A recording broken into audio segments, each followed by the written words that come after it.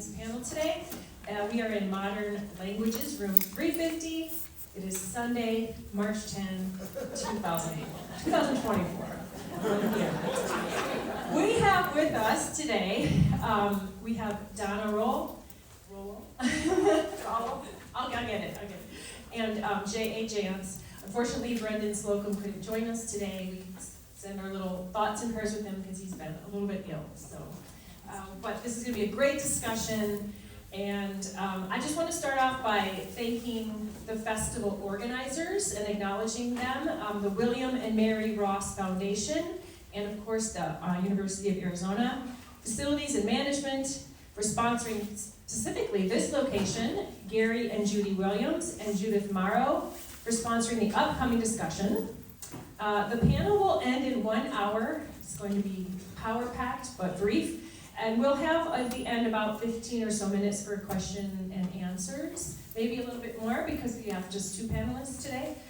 After the panel, make sure that you stop by the Central Mall book sales and author signing tents after the session. So that's where these ladies will be. And your book sales at the festival help support the cost of the festival, but also local literacy programs like Literacy Connect, which I think Jay is going to tell us a really cool story about how this festival really changes the lives of people in that program. You can also help keep this event free and open to everyone if you want to become a friend of the festival or a sponsor of the festival. So please stop by the Friends booth or visit our website, TucsonFestivalofBooks.org. So as we begin, could you please make sure your phones are silenced? Check right now, silenced or off. Thank you for that courtesy. And I want to introduce these lovely women to you today. I'm going to start with Donna. So Donna, welcome. She is she's a newer author, and so it's really exciting to welcome her because this is her first festival. And she comes from, like her protagonist, Mud, she comes from a long line of Kiowa? Iowa. See, I'm messing everything up. Iowa, like Iowa. Kiowa storytellers with a Plains Indian culture that treasures oral traditions.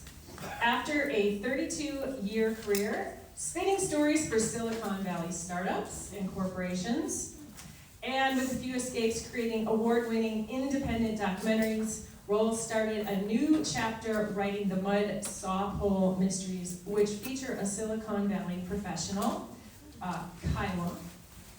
You got it. Thank you.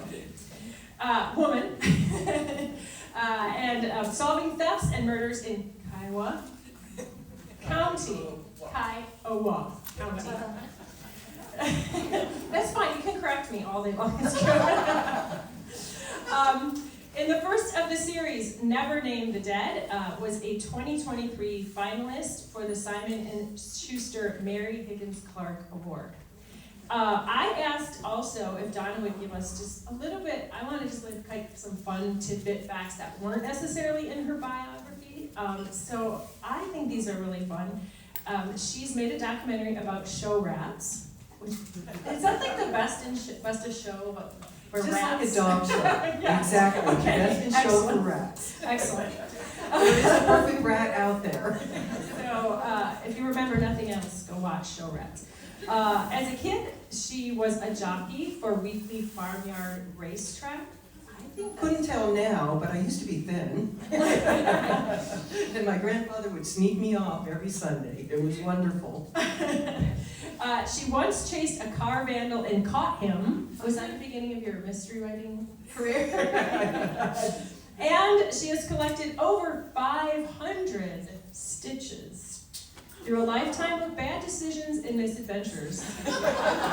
Maybe she'll write about those next. So anyway, welcome.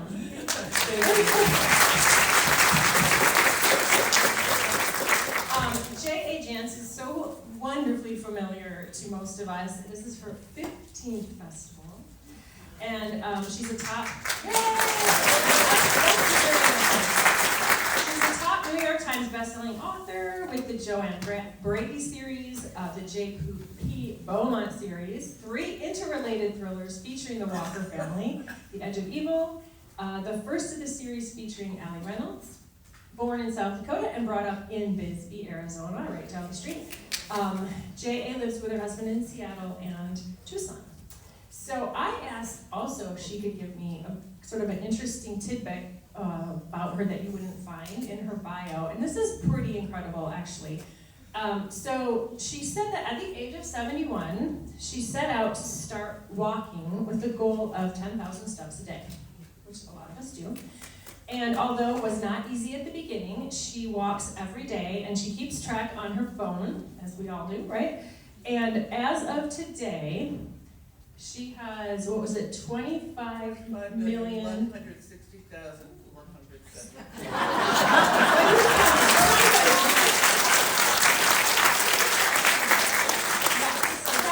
That's like a huge achievement. Okay, so there we are. Welcome also. First, I'd like to say something about the festival.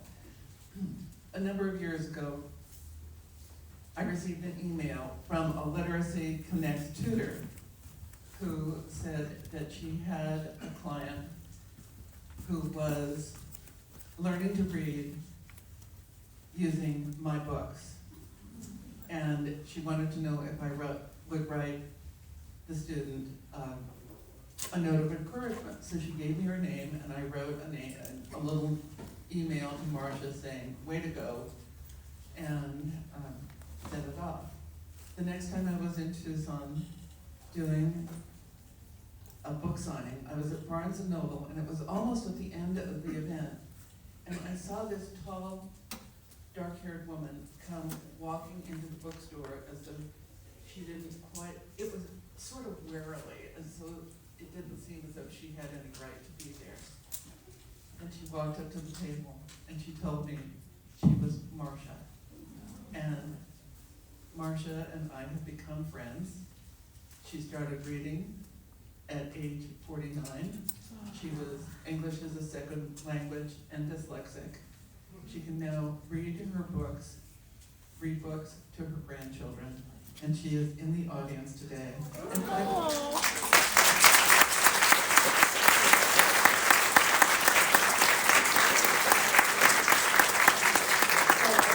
think it's important for people at the festival to understand that this festival makes a difference in real people's real lives.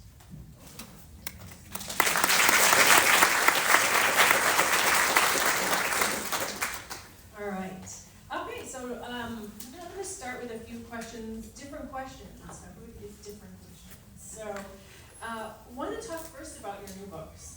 So Donna, let's start with you.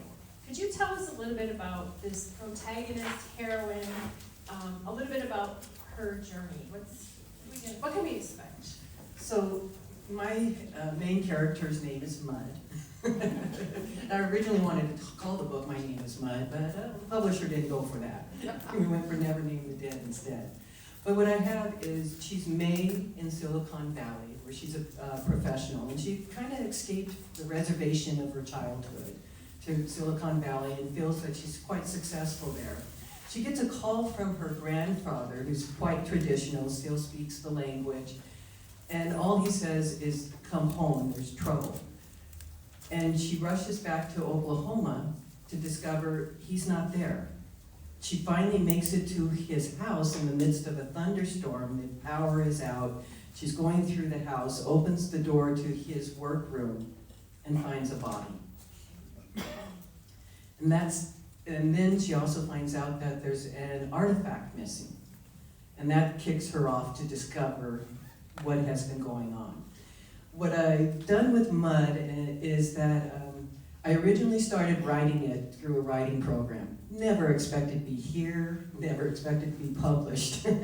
So it's a little bit, as my son says, if I'd known I'd been published, I wouldn't have put so many family members in. And boy, I've been dreading going home. But so I the grandfather figure is the tribe's traditional storyteller. I was very fortunate. My grandfather is the tribe's recognized historian of the tribe. So where I grew up, we didn't have electricity or running water or anything initially. We had my grandfather and his brothers and sisters. And I was very fortunate. They lived to a long time. My Uncle Gilbert was born in 1898, lived to 1996. These are the firstborn to a reservation. The stories I grew up with, and then were complemented because my grandfather is also a traditional artist. So his paintings show a period of time accurately, our colors, our wardrobe. So I was enmeshed in this growing up. I spent my 20s and 30s interviewing our tribal elders and learning more and more about our tribe. And at one point, when I was about 12 years old, my family also has the deerskin calendars. It's our winter counts. And Grandpa would use that to start storytelling sessions with the tribe. He would start a story from the calendar, and somebody else in the tribe would say, "Oh, I remember my grandmother talking about that period. This also happened." And we'd have an evening of linked stories. That just wasn't just storytelling. It linked us together as a people. We had a shared history. And my grandpa did that. That was what he was responsible for. One morning, he's rolling up our calendar, and I'm watching all these little vivid characters just being rolled away in this old yellow sheets that he kept it wrapped in. And he looked up and he said, "Who's going to carry these stories next? Who's going to share them?" And he locked eyes with me, and I get chills thinking about it because that moment is so vivid to me. And he said, you are carrying them forward. And that's what I've tried to do with my Mud series. I'm trying to carry our stories forward. So with the first book, it's actually a brisk mystery done in less than 24 hours. It kicks off Mud on what I tried to do as a 4-day traditional Kiowa vision quest. Book 2 starts 10 minutes after book 1 ends and is her second day of her vision quest. Book 3 is 4 hours later. So by the end of book 4, my hope is she knows what she's doing and where she's going. Quick follow-up to that. How much of Mud is you, or what got infused from your days of Silicon Valley? Mud is kind of my wish to be me. There's elements, of course, as the grandfather is very much based upon my grandpa, but a lot of other elders I've met. And you can't help but put a little bit of you in, but it really is my dream me. But yeah, I am Silicon Valley. I've returned, and I am, within my band, I am the historian of our band. Very cool. Thank you. Okay.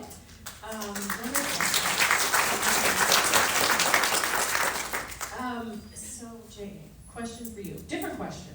Okay, Okay. I've been thinking about it. Oh, I'm sorry. Did you want me to say because this is titled Past Lives. I want to, and when I started to read your book, I do like I do with all books. I read them from the back first. I know. I read the back first. No. As we say in Arizona, no, this is not the Hopi way.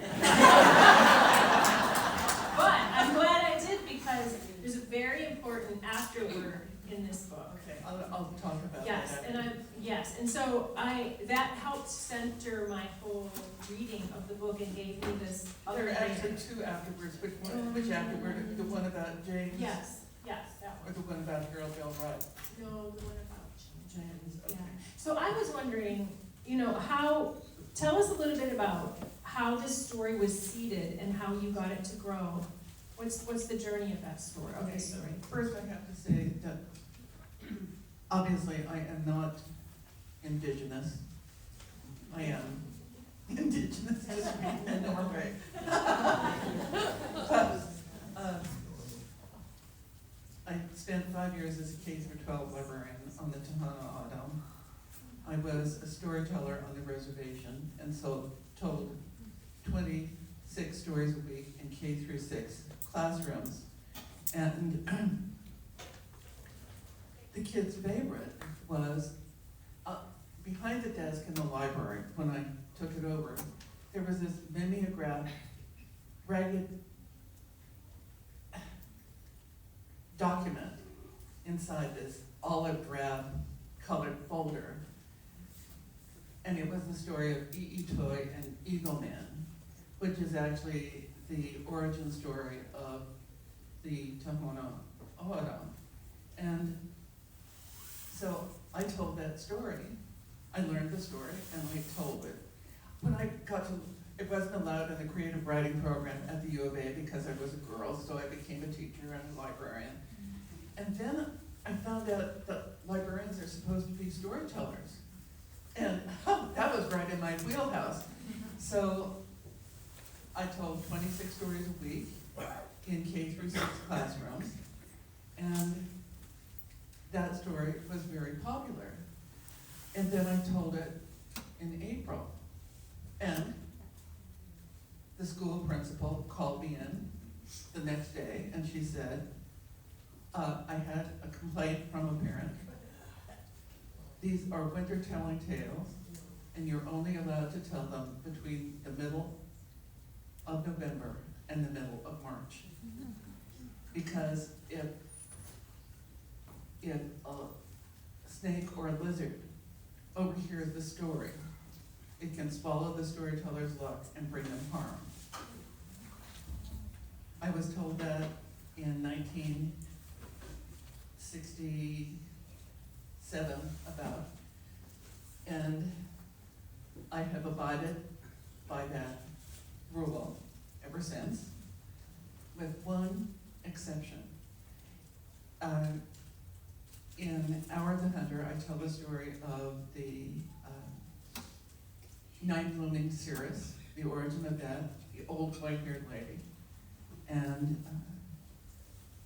I figured if you wrote it down, it wasn't the same as telling it. So it turns out that someone from Tohono Chal called me. Tohono means desert, Chal means garden. And so it's a botanical garden in the northwestern part of the city. And every year, when the night blooming cirrus blooms, they would have someone come and read that story from my book, Hour of the Hunter. And so they called me and said, would I come? And I said, oh, sure. When? Well, they said, we don't know. Because the thing about night blooming cirrus is nobody can predict until within 48 hours before the bloom when it's going to happen. And when the bloom is going to happen, they used to have a phone tree. Now they just send out emails. But, so they said, well, we don't know. Well, we'll call you. So I said I would go. And then I realized, wait a minute, this is going to be in June or July. And I called them up and I said, I can't come. They said, why not? I said, it's against the rule. I'm not allowed to tell that story in June or July. Well, Tohono O'odham keeps a medicine man on call. And they called me back and they said, the medicine man told them, we're not telling this is the real story. We're not telling those stories in the villages anymore. He said, I can't imagine that E.E. Toy himself would object to Mrs. Jance reading the story The Night of the Bloom. I felt like I had the good housekeeping standards. So that's the only time I've broken that. But I'm what they call on the reservation a big toe Indian. So little Indian blood that only the big toe qualifies. But I became aware of the disparity between how Anglo homicide investigations are handled and Native investigations are handled while I was still on the reservation. On the 22nd of May of 1970, my husband had to come home from school early. I had to stay late.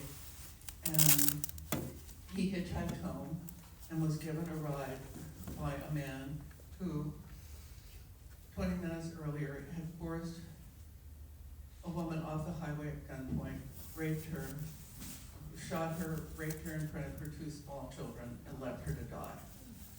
And when we were going into town that evening, we heard two, by the way, an hour later, her two children, a 4-year-old son and a 3-year-old daughter, were walking along the highway, and some Indians stopped and said, "What are you doing?" And they said, "Well, we're walking on the beach." They were on their way to Rocky Point. And they said, "Well, where's your mommy?" And the little boy said, "She's over there, she's dead." She wasn't dead when they got there, but she never made it to the hospital.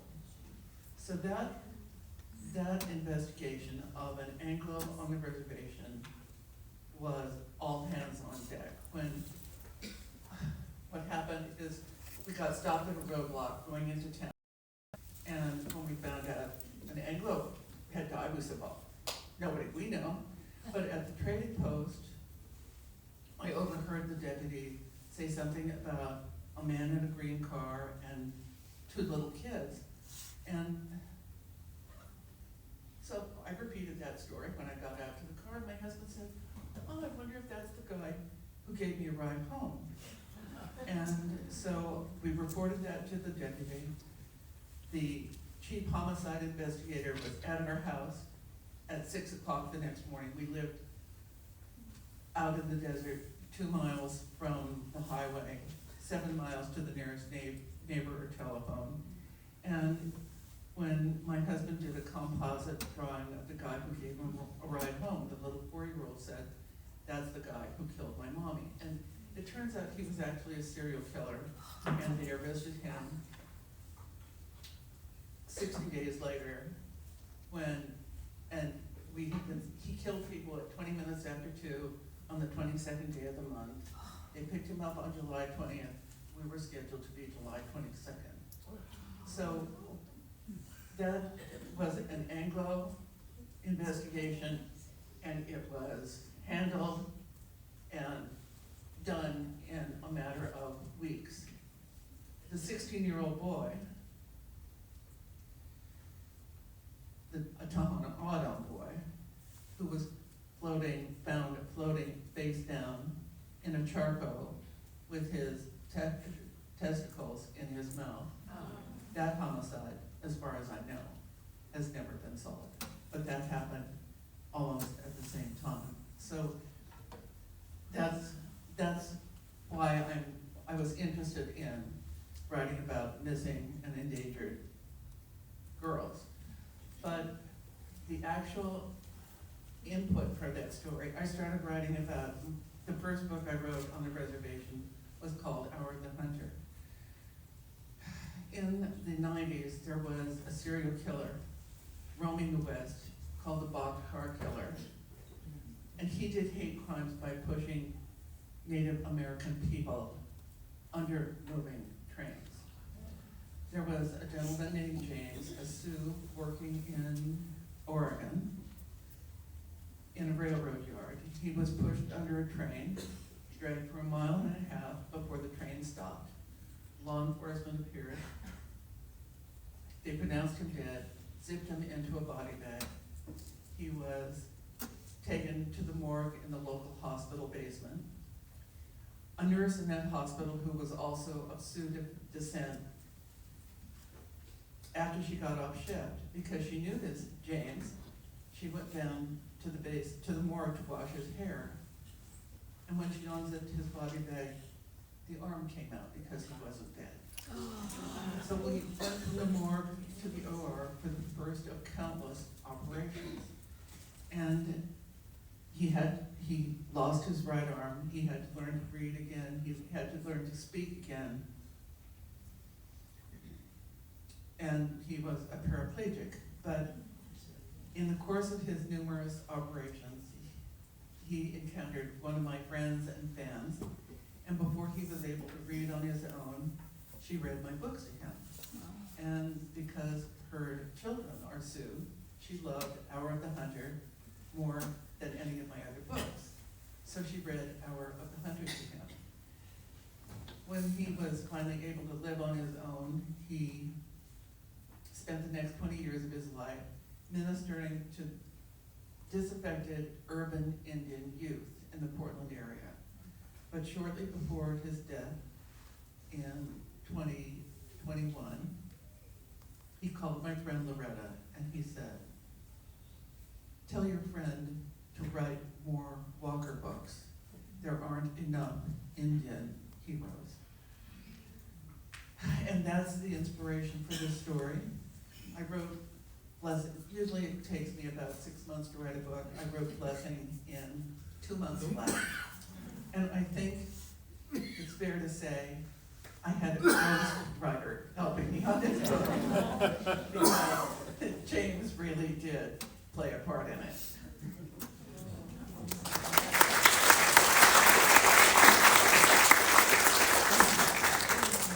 That's why I'm glad I read the back first. One reader in the book, we'll meet a character named John Wheeler. And someone wrote to me and he said, "You know, only you could get away with taking a character, naming him Wheeler, putting him in a wheelchair, and then having people call him Chairman, and not have it seem derogatory."